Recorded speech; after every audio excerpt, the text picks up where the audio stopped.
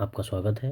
आशा करता हूँ आप लोग अच्छे होंगे। पिछली क्लास में हमने पार्ट ऑफ स्पीच के बारे में जाना था। आज हम उसी को कंटिन्यू करते हुए उसके आगे के भाग नाउन्स तथा नाउन्स के कितने प्रकार होते हैं इसे जानने की कोशिश करेंगे। तो चलिए शुरू करते हैं। अगर हम बात करें नाउन के प्रकार की बच्चों, तो आप देखोगे नाउन दो तरह के होते हैं। पहला होता है कंक्रीट नाउन और दूसरा होता है एब्स्ट्रैक्ट नाउन। अगर हम कंक्रीट नाउन की बात करें तो नीचे आप देखे होंगे छोटे छोटे अक्षरों में लिखा है the things we can touch और सी, यानी वे चीज़ें जिसे हम देख सकते हैं और महसूस कर सकते हैं। जबकि वहीं एब्स्ट्रैक्ट नाउन की बात करेंगे तो क्या लिखा हुआ है, द थिंग्स वी फील और स्टेट। इसका मतलब ये है वे चीज़ें जिसे हम महसूस कर सकते हैं या कोई अवस्था। अगर आगे बात करेंगे तो हम देखेंगे कि हमारा कंक्रीट नाउन जो होगा वो फर्दर 4 पार्ट्स में डिवाइड हो जाएगा, जिसे हम प्रॉपर नाउन कहते हैं। प्रॉपर नाउन की हिंदी की बात करेंगे तो व्यक्तिवाचक संज्ञा हो जाएगा। अगर कॉमन नाउन की हिंदी की बात करेंगे तो जातिवाचक संज्ञा हो जाएगा। वही कलेक्टिव नाउन की हिंदी की बात करेंगे तो समूहवाचक संज्ञा हो जाएगा। और चौथा मल्टी नाउन की हिंदी की बात करेंगे तो पदार्थवाचक संज्ञा हो जाएगा। कुछ विद्वान ऐसा मानते हैं कि जो ऑब्स्ट्रैक्ट नाउन है वो भी कंक्रीट नाउन का ही पार्ट्स है। इस प्रकार से इसको टोटल कितनी नंबर्स माने गए हैं, 5 माने गए हैं। यानी हम कह सकते हैं कि नाउन के जो प्रकार होते हैं बच्चों वो 5 प्रकार के होते हैं। आगे चलिए एक एक करके सबके बारे में डिस्कशन करते हैं। अगर हम पहले नंबर्स की बात करें तो पहले नंबर्स में आप देखेंगे कि आपका आ जाएगा प्रॉपर नाउन, जिसकी हिंदी होती है व्यक्तिवाचक संज्ञा। अगर हम इसकी डिफिनीशंस देखें तो क्या दिया हुआ है बच्चों, the noun word that denote particular person place और थिंग।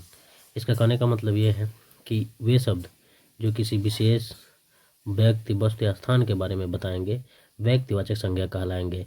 जैसा कि आप देखेंगे नीचे एग्जाम्पल के रूप में दिया हुआ है। पर्सन की बात किया है, प्लेस का बात किया है, जियोग्राफिकल फीचर्स की बात की हुई है। पर्सन में आप देखेंगे तो अब्दुल ले सकते हैं, मधु ले सकते हैं आप, यानी ये इनके नाम को बता रहा है। उसी तरह स्थान की बात करेंगे तो दिल्ली हो जाएगा, उत्तर प्रदेश हो जाएगा। अगर जियोग्राफिकल फैक्टर्स की बात करेंगे तो हिमालय पर्वत हो जाएगा। यानी जब दुनिया के किसी भी व्यक्ति का, वस्तु का या स्थान का नाम दे देगा तो आप ये समझ लीजिएगा कि वो कौन सा नाउन है, प्रॉपर नाउन है।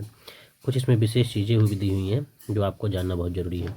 जैसे कि proper noun always start with a capital letter. कहने का मतलब ये है कि प्रॉपर नाउन कभी भी अगर बात करेंगे तो वह कैपिटल लेटर से शुरू होता है। जैसे कि देखिए मेरा ही नाम है, मैं लिख रहा हूँ तो मैं पूरा कैपिटल लेटर में तो लिख सकता हूँ, लेकिन अगर बात की जाए कैपिटल लेटर की तो इसका पहला लेटर कैपिटल में होना अनिवार्य है। अगर वो पहला कैपिटल लेटर में नहीं होगा तो इसका कोई मतलब नहीं रह जाएगा। इसलिए हमेशा प्रॉपर नाउन का पहला जो लेटर होता है कैपिटल में होता है।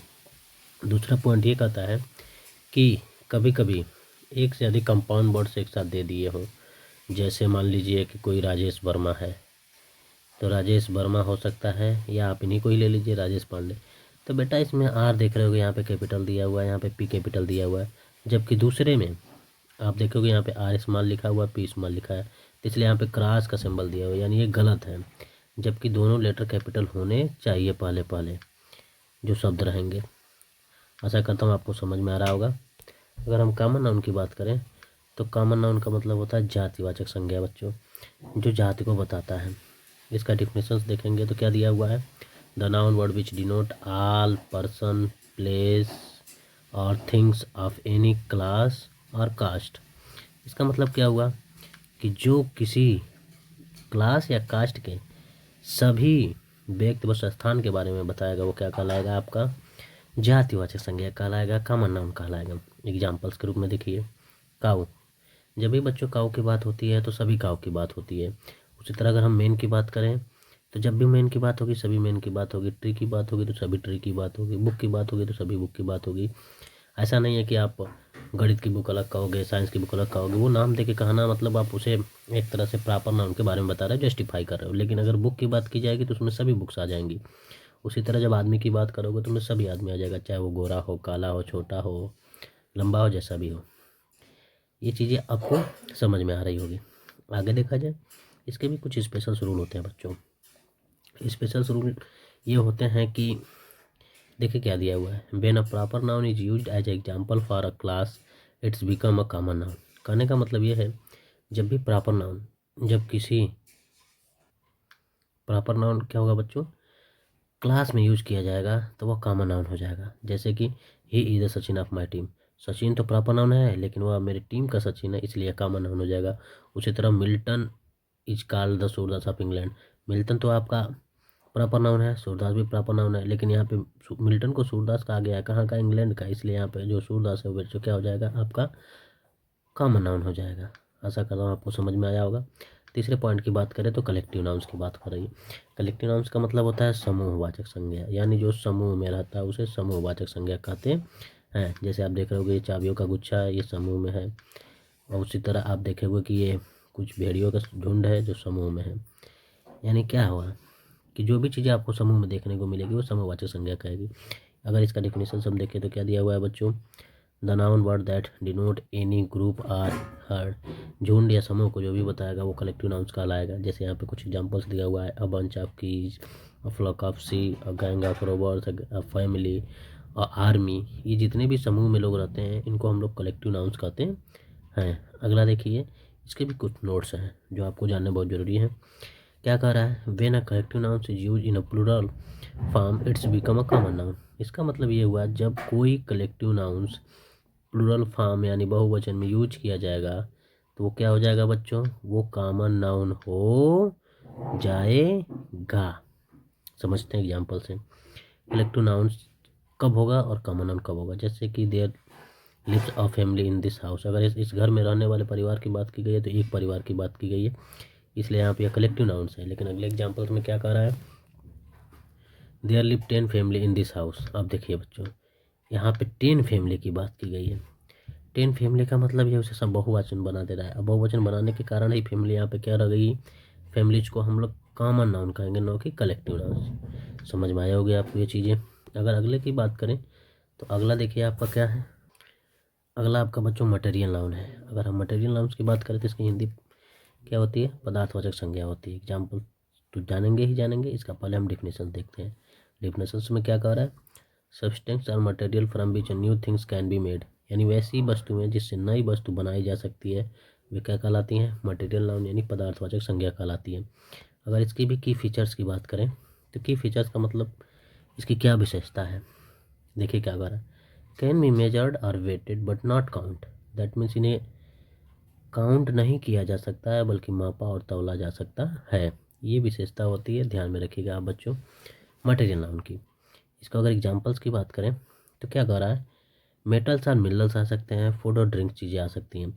मेटल्स में बात करेंगे तो आप देखेंगे गोल्ड हो जाएगा, सिल्वर हो जाएगा, कोल हो जाएगा।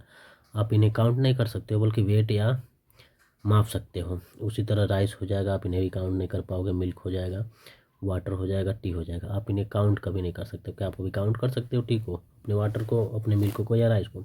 सोचिए जरा, नहीं कर सकते। इसलिए सभी क्या कहलाएंगे, आपके मटेरियल नाउन कहलाएंगे। अगर इनके कुछ रूल्स के बारे में बात करें बच्चों तो मटेरियल नाउन्स के कुछ रूल्स होते हैं जिन्हें हम एक एक करके समझेंगे। जनरली क्या कर रहा है, नो आर्टिकल या एन दी कम बिफोर मटेरियल नाउन्स, यानी साधारण रूप से किसी भी मटेरियल नाउन्स के पहले आर्टिकल नहीं आता है। आर्टिकल का मतलब दो आपको नहीं देखने को मिलेगा, ए नहीं देखने को मिलेगा, एन नहीं मिलेगा। जैसे कि इस एग्जांपल्स में ही समझिए, द वाटर इज कलरलेस, जैसे ही यहाँ पे बात की गई द वाटर इज कलरलेस, ये सेंटेंस आपका गलत हो गया है। लेकिन अगले ही लाइन में क्या दिया हुआ है, वाटर इज कलरलेस, तो ये आपका सेंटेंस सही हो गया। इसके मतलब आप वाटर के साथ कहीं पे ये आर्टिकल द का प्रयोग नहीं कर सकते हो। उसी तरह दूसरा एग्जाम्पल क्या कह रहा है, द गोल्ड इज येलो, जैसे ही द गोल्ड के पहले द आया ये इनकरेक्ट हो गया है, और हमने जैसे लिखा गोल्ड इज येलो, ये क्या हो गया, करेक्ट हो गया। इसका मतलब क्या हुआ, इसका मतलब ये हुआ मेरे प्यारे बच्चों कि जब आप मटेरियल नाउन के पहले जर्नली आर्टिकल लगाओगे तो वो गलत हो जाएगा। लेकिन इसके कुछ स्पेसिफिक रूल्स भी होते हैं जो आपको जानना पड़ेगा।